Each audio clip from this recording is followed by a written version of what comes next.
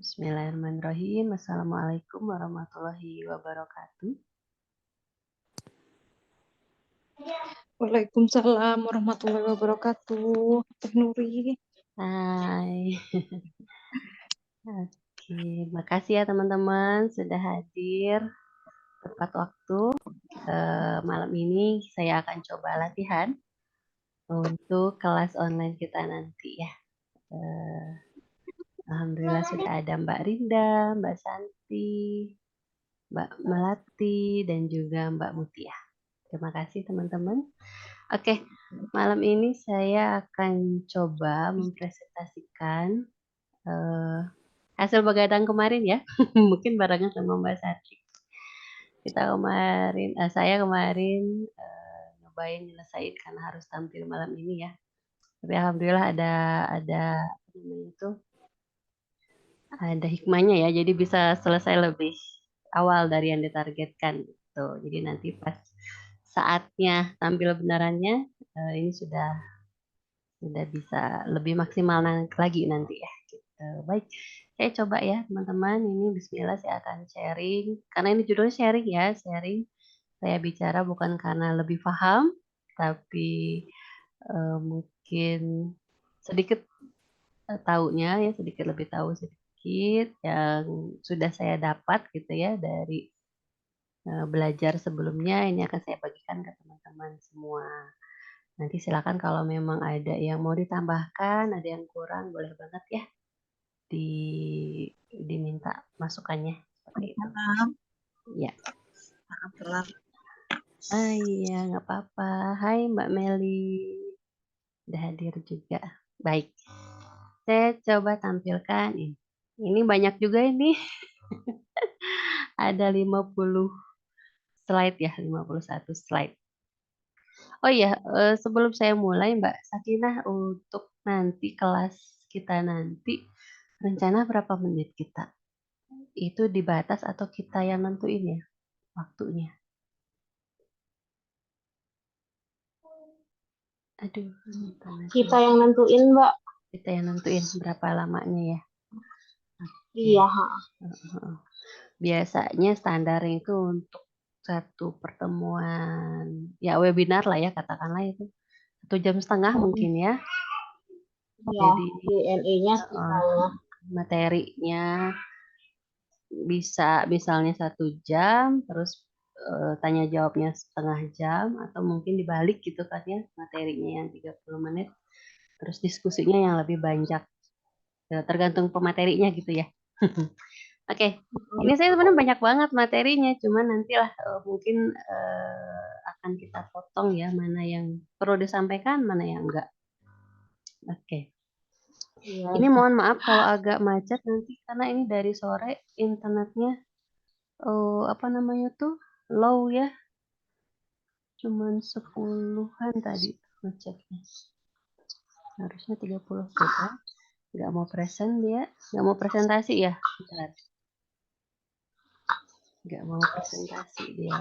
Jadi internetnya ini lagi down tadi juga. Oke. Nggak mau tampil full. Baiklah. Terjadi kesalahan. Ya. Maaf ya. Lah, benar nggak mau. Coba kalau pakai HP apakah bisa? Bentar ya teman-teman.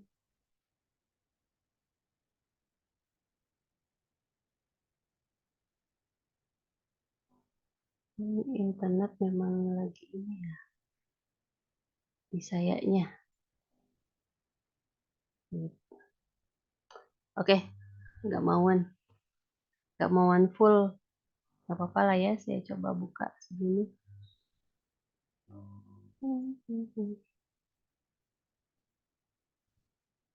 Nggak mau ditampilkan dia. Coba lagi. Terjadi kesalahan, baiklah. Tantangan online memang begitu ya. Mudah-mudahan, aduh ya, kok jadi deg-degannya. Mudah-mudahan nanti pas kelasnya nggak ada gini-giniannya ya. Boleh Kak Limba ntar selanjutnya atau siapa yang isi kan misalnya nih kayak Mutia nih ambil operator bisa di sharing ke Mutia nanti Mutia Nah, Iya, betul Tapi seperti sekarang itu. belum sih. Mm-mm. Iya, Jadi nanti megang bayi kan bagi sih. tugas ya, nanti ya ada operatornya Iya, juga. iya. Jadi bisa saling backup kalau di saya internet lagi ini gitu kan ya. Ya, Iya. oke, siap. Ya udah nggak apa segini aja dulu ya teman-teman. Iya, nggak apa-apa Tampilannya tuh. nggak bisa full. Baik, kita mulai ya. Nih, Bismillahirrahmanirrahim. Jadi judulnya ini adalah Digital Marketing Landscape. Pengennya itu adalah membahas dari A sampai Z gitu ya. Dari A sampai Z tentang digital marketing. Tapi tentu tidak akan cukup waktunya teman-teman. Jadi kita hanya garis besarnya saja tentang apa itu digital marketing, ada apa di dalamnya gitu kan. Bagaimana caranya seperti itu. Jadi mungkin hanya poin-poin tertentu saja yang akan bisa saya sampaikan di sini. Karena seperti teman-teman sudah ketahui tentunya yang namanya digital marketing itu luas sekali bahasanya gitu ya, sangat banyak sekali, sangat luas sekali bahasanya seperti itu. Universe-nya digital marketing itu sangat besar, jadi tidak akan cukup waktunya untuk membahas landscape-nya hanya dalam satu kali pertemuan ya.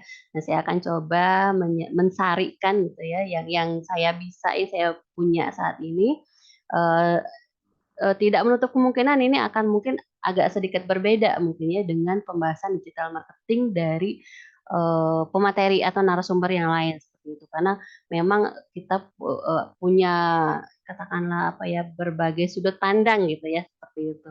Kalau di agama mungkin ada mazhab-mazhabnya lah seperti itu katakanlah gitu. Jadi jangan aneh kalau memang ada oh kok ini ada yang ini ya di sini gitu. Kalau perasaan di tempat lain bahasan digital marketing nggak ada gituannya mungkin seperti itu ya. Jadi karena memang universe-nya digital marketing itu sangat luas. Oke, kita kenalan dulu. Kenalan. Nama saya Nuri Hasnani, biasa disapa Teh Nuri. Salah satu warga Hexagon City di klaster Wisma Cinema, tepatnya di Jalan Bunar nomor 5. Saya ibu dari 3 orang anak, saya guru, penulis, dan juga learning enthusiast. Ya, oke. Ini kalau kalau dipresentasikan bisa gerak-gerak tadi tuh ya. Oke, ini adalah tim Buner. Kita kenalan dulu. Ada 9 orang di Buner, Bunda Entrepreneur CH3 di Bisma, Cluster Bisma Cinema. Nanti di belakang layar ada operator, Mbak siapa? Mbak A, dan hostnya juga Mbak B yang nemenin saya untuk presentasi hari ini. Baik, sudah siap? Kita mulai ya, teman-teman. Oke, apa yang akan kita bahas hari ini? Nih, setidaknya ada 10 judul. Semoga bisa disampaikan semuanya. Jadi yang pertama adalah definisi marketing, ada marketing fundamental, lalu ada STP, apa itu STP? Nanti kita ulas, lalu ada USP dan value proposition, goal, objektif dan strategi, lalu ada marketing mix. Di sini yang akan saya bahas adalah 4P ya. Nah, nanti kalau teman-teman browsing itu marketing mix itu ada macam-macam tuh, udah ada 5P, 6P, 7P gitu ya. Tapi yang saat ini akan kita bahas yang fundamentalnya aja dulu gitu ya, yang 4P. Kemudian ada konvensional marketing versus digital marketing, bedanya apa gitu. Kemudian juga ada pembagian digital marketing. Digital marketing itu dibagi jadi berapa apa aja seperti itu. Lalu channel yang tepat yang perlu kita gunakan gitu ya untuk pemasaran atau marketing ini seperti apa. Dan yang terakhir nanti ada basic metrik yang akan saya bahas di sini adalah CAC-nya. Karena metrik untuk marketing itu ada banyak sekali. Nanti juga ada saya singgung di akhir.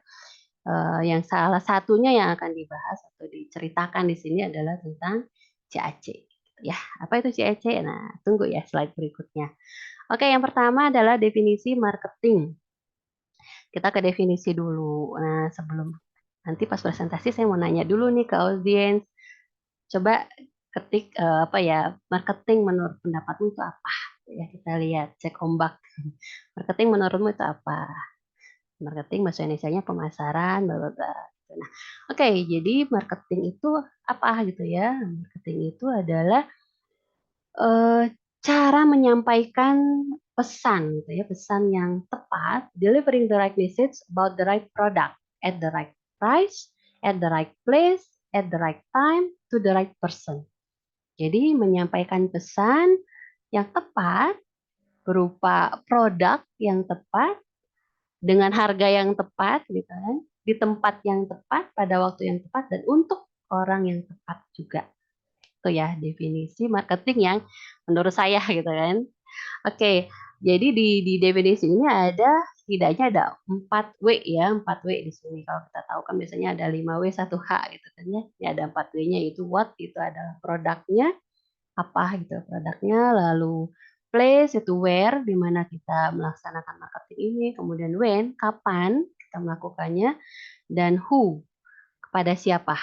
Itu yang ada di definisi marketing ini. Lalu how-nya bagaimana marketing itu laksanakan akan kita bahas di sini sekarang gitu ya. Bagaimana cara kita melaksanakan marketing itu. Oke, kemudian ada filosofi marketing. Sebuah proses untuk melibatkan target audiens kita dan membangun hubungan yang baik dengan menciptakan hal yang bermanfaat. Sehingga akan kembali kepada kita manfaat itu tadi. Jadi proses untuk melibatkan target audiens kita atau target market kita dan guna membangun hubungan yang baik serta menciptakan hal yang bermanfaat. Itu ya, ini filosofi marketingnya. Karena yang namanya marketing itu kita jualan produk, produknya harus bermanfaat gitu ya. Manfaatnya apa gitu untuk konsumen kita. Atau misalnya konsumen mencari produk yang bermanfaat untuk dirinya gitu ya. Gitu. Biasanya kan orang membeli karena dia butuh dengan produk tersebut. Manfaatnya ada buat dia. Seperti itu kira-kira. Nah, lalu di sini ada menurut Seth Godin itu adalah salah seorang penulis buku ya, udah banyak bukunya tentang marketing dan bisnis gitu kan. Boleh teman-teman browsing nanti. Menurut dia, marketing is the generous act of helping someone to solve a problem. Jadi marketing itu atau pemasaran itu adalah aksi nyata, aksi yang umum gitu ya untuk menolong seseorang menyelesaikan masalahnya. Jadi ketika orang membeli sesuatu, tentu itu adalah untuk solusi dari apa kebutuhan dia. Seperti itu. Contoh misalnya saya beli kerudung karena saya butuh untuk pakai kerudung misalnya. Atau saya beli makanan A karena saya butuh makanan itu sekarang. Seperti itu. Gitu ya.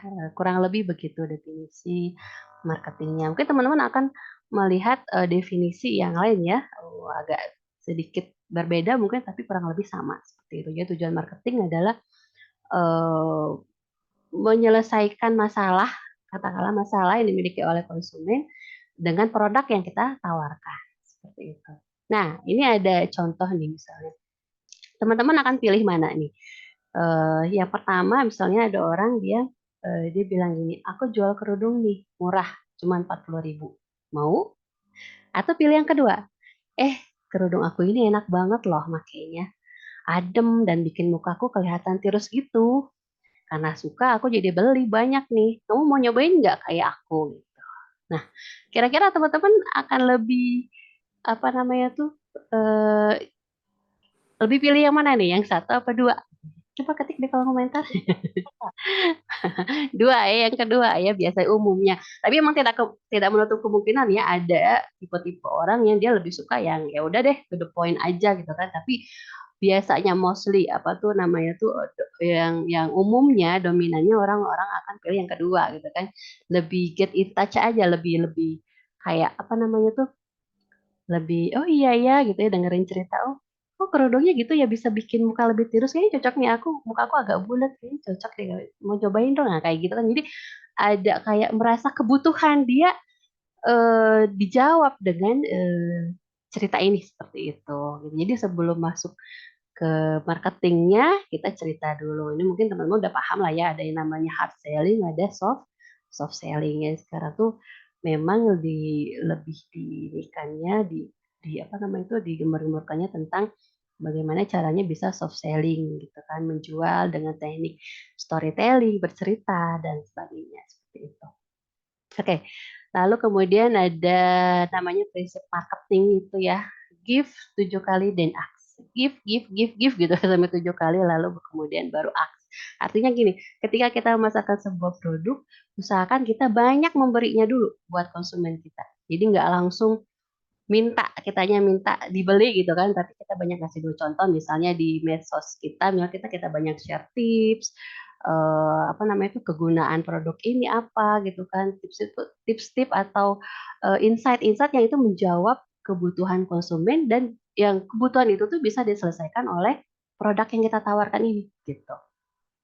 Seperti itu misalnya kita jualan produk anti aging gitu kan ya. Oh, berarti kita menyasarnya orang-orang yang usianya misalnya 40 tahun ke atas gitu kan. Terus orang-orang yang ingin kelihatan lebih muda yang kayak gitu-gitu. Jadi kita kasih dulu tips kayak gitu kan. Kasih gitu. Gift sampai 7 kali baru kemudian ini loh produk yang saya jual. Nah, kayak gitu. Jadi ya itu yang disebut dengan prinsip marketing gifts 7 times and then ask kayak gitu ya, kasih 7 kali. Ini sebenarnya angka 7 itu nggak harus 7 kali juga sih sebenarnya, artinya di sini adalah menunjukkan saking banyaknya kita harus ngasih gitu kan ya. Jadi jangan pelit berbagi, jangan pelit untuk ngasih sebelum kita meminta.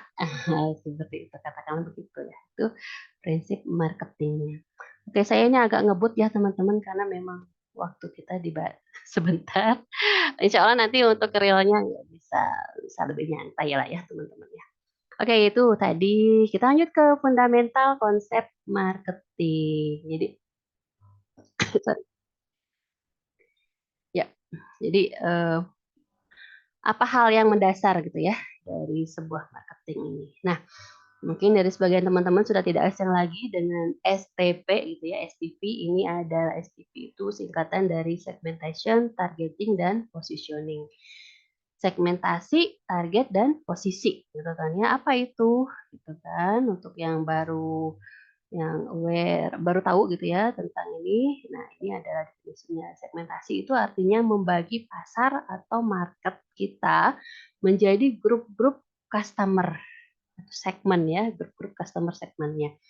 Jadi nanti saya lanjutkan ada di slide berikutnya. Kemudian targeting itu menargetkan segmen yang diyakini paling menguntungkan atau paling sesuai dengan produk kita. Jadi setelah ada segmen-segmennya, nah target ini adalah kita memilih salah satu segmen tadi itu untuk jadi target utama kita gitu kan ya. Jadi ketika kita melemparkan sebuah produk ke pasaran gitu kan, kita harus targetin dulu nih siapa nih target utama kita yang akan menjadi konsumen kita yang akan membeli produk kita ini siapa.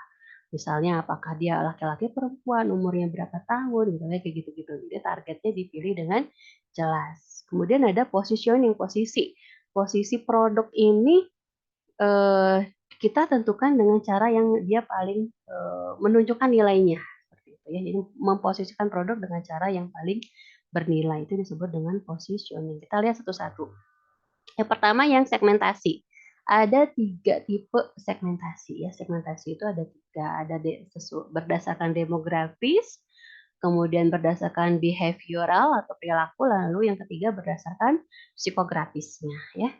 Nah, untuk demografis itu misalnya terdiri dari usia, pendapatan, jenis kelamin, pendidikan, agama, kebangsaan, dan lain-lain. Contohnya kalau misalnya usia, misalnya apakah tua ataukah kalangan muda target pasar kita, terus jenis kelamin, apakah ini produknya untuk laki-laki atau justru untuk perempuan, seperti itu, ataukah justru untuk all gender gitu ya, semua jenis kelamin bisa pakai produk kita misalnya. Lalu berdasarkan pendapatan, apakah target pasar kita adalah kalangan menengah atas yang pendapatannya tinggi atau justru kalangan menengah ke bawah misalnya pendapatannya rendah. Terus juga misalnya dari kebangsaan, apakah dari Indonesia ataukah US misalnya Amerika seperti itu. Atau mungkin agama, mungkin kita misalnya bikin produk yang itu khusus untuk agama tertentu seperti itu. Nah, itu artinya segmen kita berdasarkan demografis seperti itu. Lalu berikutnya ada berdasarkan behavioral gitu ya, perilaku konsumen. Nah, perilaku konsumen ini menunjukkan kebutuhan dari si konsumen tersebut. Contohnya langganan versus yang 1 kali beli. Jadi kan kalau konsumen itu kan ada yang dia udah langganan, ada yang emang cuma sekedar nyobain aja gitu, cuma 1 kali beli tipe konsumen itu ya. Terus juga ada misalnya contoh lain adalah misalnya nasabah yang pakai ATM sama yang pergi ke kantor cabang seperti itu. Atau misalnya yang service lovers versus price shoppers. Artinya orang yang pembeli yang lebih mengutamakan servis si penjualnya, gitu ya, keramahan penjualnya, ketimbang atau yang konsumen yang dia lebih lebih peduli pada harga yang murah gitu kan dari toko tersebut. Misalnya katakanlah ada ibu A yang dia lebih suka belanja di toko toko apa misalnya, toko B gitu kan, yang di situ penjual barang-barang dengan harga murah. Walaupun misalnya si penjualnya ini jutek, misalnya nggak ramah, dia nggak peduli. Yang penting harganya dia yang paling murah, maka dia akan pindah ke situ gitu belanja. Nah, seperti itu adalah tingkah laku atau perilaku dari para konsumen ya. Ya, ini berdasarkan tingkah laku konsumen. Yang terakhir tentang psikografis ya, segmentasi berdasarkan psikografis itu berupa karakter, gaya hidup, status sosial, kegiatan, minat, opini, attitude, dan lain-lain. Ya, misalnya interest A versus interest B. Penyuka kopi dengan penyuka teh seperti itu. Terus misalnya penggemar buku atau penggemar game seperti itu. Jadi karakter atau gaya hidup gitu ya dari si customer kita seperti itu. Nah, ini adalah macam-macam segmentasi. Nah, contoh realnya begini. Ini saya buatkan kurvanya, ini segmentasi ya. Misalnya segmentasi, misalnya ini ada pasar, market kita gitu ya. Lalu kita membuat atau membaginya menjadi 4 segmen ya. Ada segmen A, segmen B, segmen C, dan segmen D. Segmen A ini saya ambil salah satu contohnya berdasarkan penghasilan atau pendapatan. Segmen A itu untuk penghasilan kurang dari 1 juta per bulan. Segmen B penghasilannya orang-orang dan penghasilan 1 juta sampai 5 juta per bulan. Segmen C orang-orang dan penghasilan 6 juta sampai 10 juta per bulan, dan segmen D orang-orang dan penghasilan lebih dari 10 juta per bulan. Nah, ini segmentasi yang kita buat. Nah, lalu apa namanya? Target. Nah, ketika kita bagi tadi segmennya ada 4 segmen tadi, maka kita pilih salah satu segmen untuk menjadi target market kita. Misalnya di sini saya pilih segmen A. Nah, segmen A di sini adalah orang dengan penghasilan kurang dari 1 juta per bulan. Misalnya produk apa nih? Misalnya yang murah meriah seperti itu kan, yang targetnya penjual dengan minim budget juga bisa beli seperti itu. Jadi kita targetnya ke sana.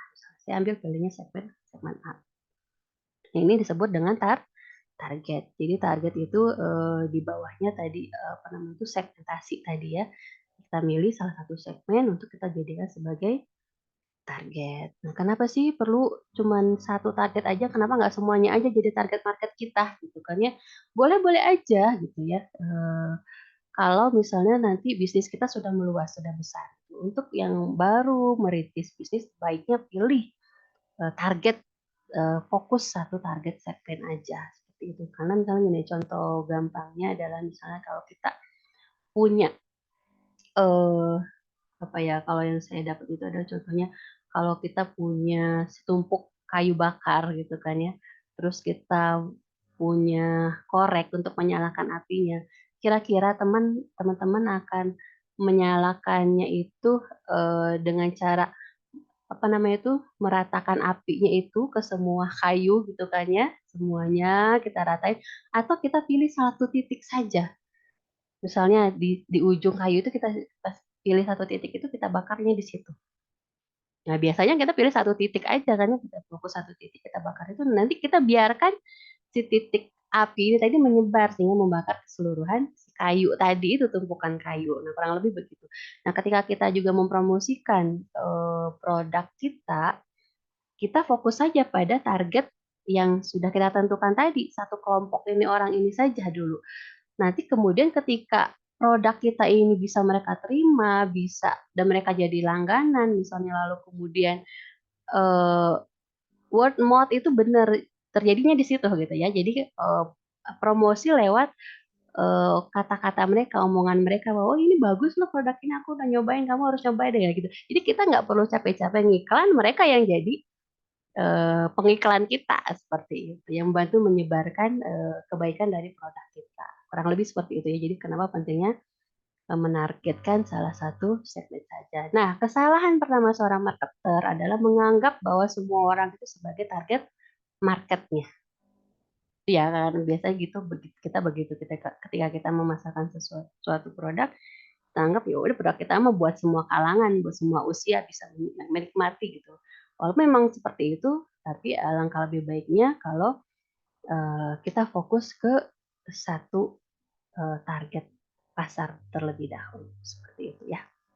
Nah, ini ada tadi Jack mengatakan bahwa you can target everyone, yet focus on one specific segment. Artinya kamu nggak bisa menargetkan semua orang.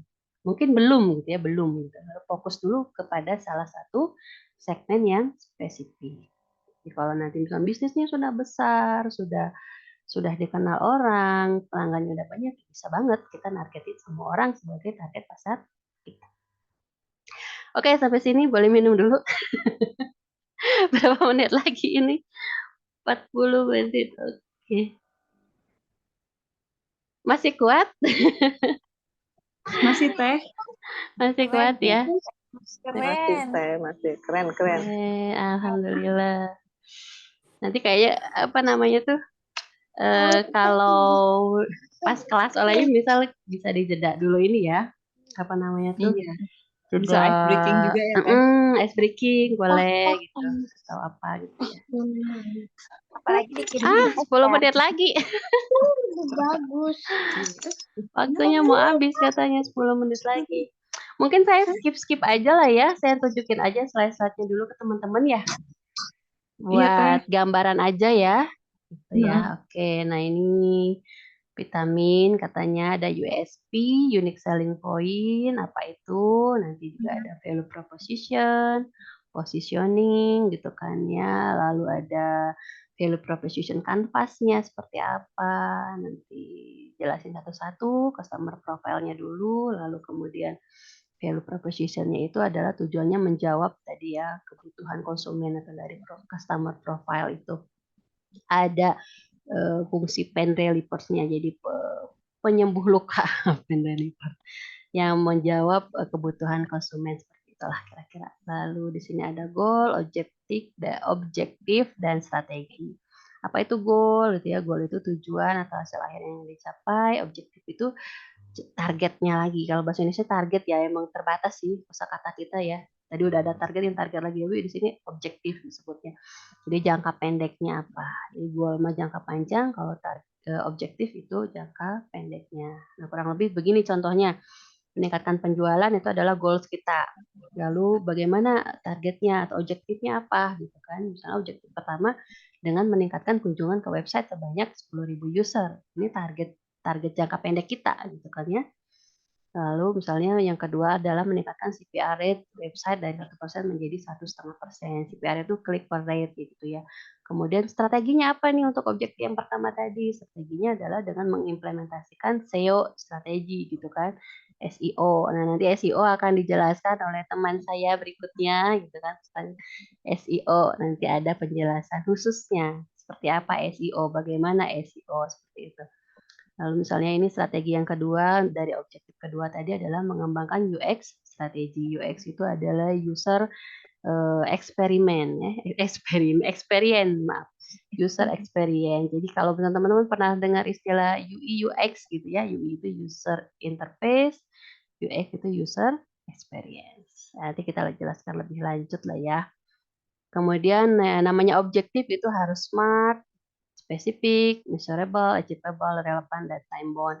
Teman-teman sudah nggak asing lagi dengan istilah ini, gitu ya. Sudah sering ya di ibu profesional juga kita menentukan tujuan atau goal itu harus dengan metode SMART.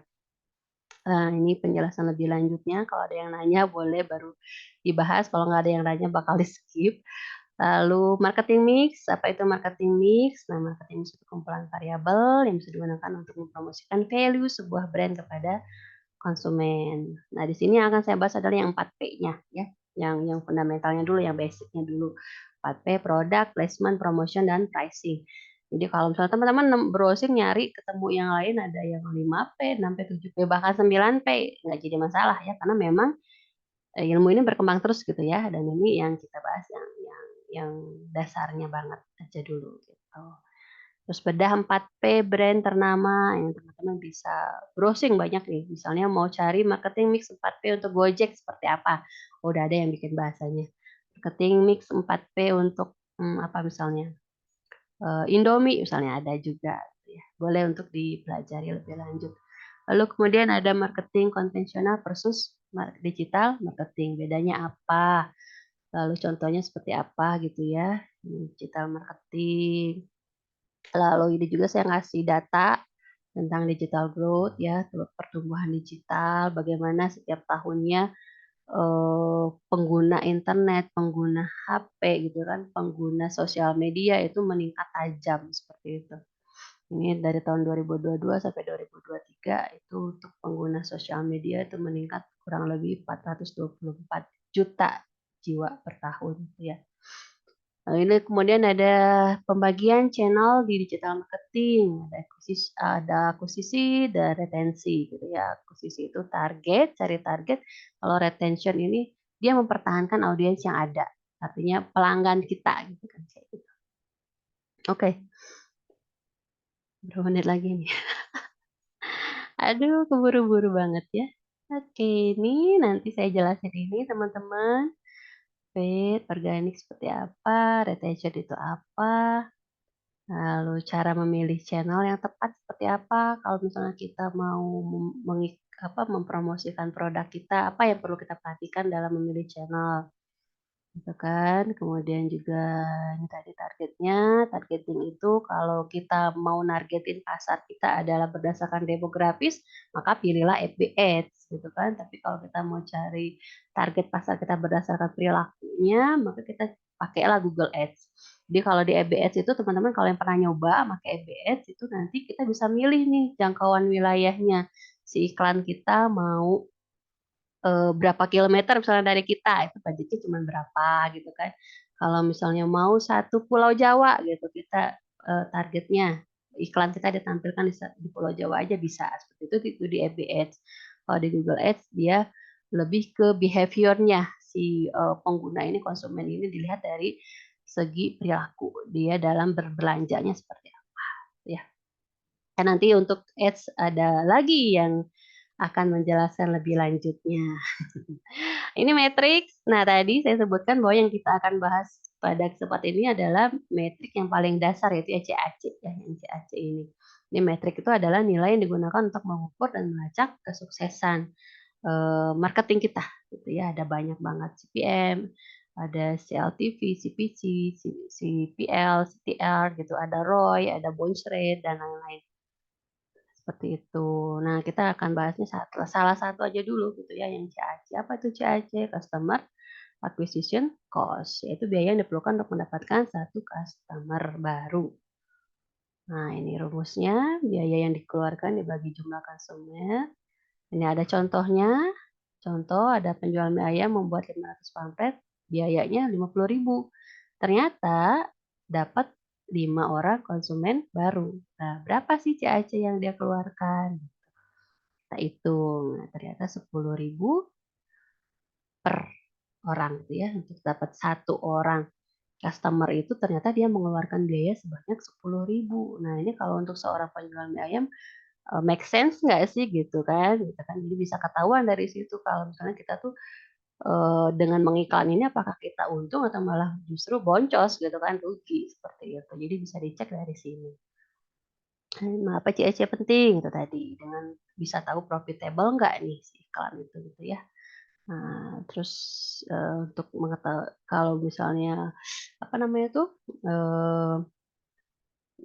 yang kita iklankan itu sukses atau berhasil itu dia CAC-nya harus lebih kecil dari CLTV-nya. CLTV itu adalah customer lifetime value, artinya nilai atau profit ya yang dihasilkan oleh satu customer selama dia menjadi pelanggan produk kita. Contoh tadi kalau balik lagi ke contoh tukang mie ayam tadi, kalau misalnya dia ngeluarin 10.000 untuk dapat satu konsumen baru, lalu kemudian konsumen ini dia menjadi pelanggan tetapnya, pelanggan abadi gitu kan ya, artinya dia CLTV-nya makin besar, nah itu bisa jadi yang 10.000 tadi yang kita anggap kok gede banget ngeluarin biaya 10.000 untuk cuma dapat satu orang konsumen apa namanya itu, padahal dia jadi konsumen tetap seperti itu. Makanya justru bukan rugi tapi malah menguntungkan seperti itu untuk si penjual.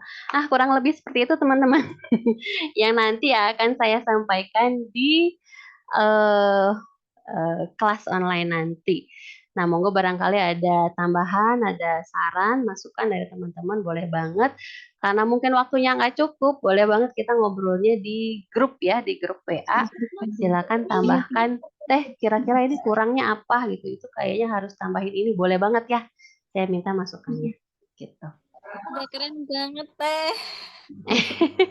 Belum Terpukau sepilih sama. satu SKS itu. Panjang ya.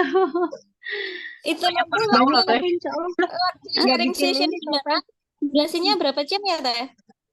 1,5 jam kayaknya ya. 1,5 jam aja. 1,5 untuk 2 materi atau untuk 1 materi? Nah, iya ya, 1 materi. Kayaknya nggak cukup. Itu dia banyak banget ya materinya. Atau yang mana nih yang harus dikurangin? Kayaknya nggak perlu di spill semua ya. Ini juga udah banyak dikurangin lah. Karena emang kan landscape ya, emang salah saya juga sih bikin apa namanya itu landscape itu kan artinya gambaran besarnya ya kan ya. Jadi emang banyak banget ya bisa dibahas di digital marketing landscape.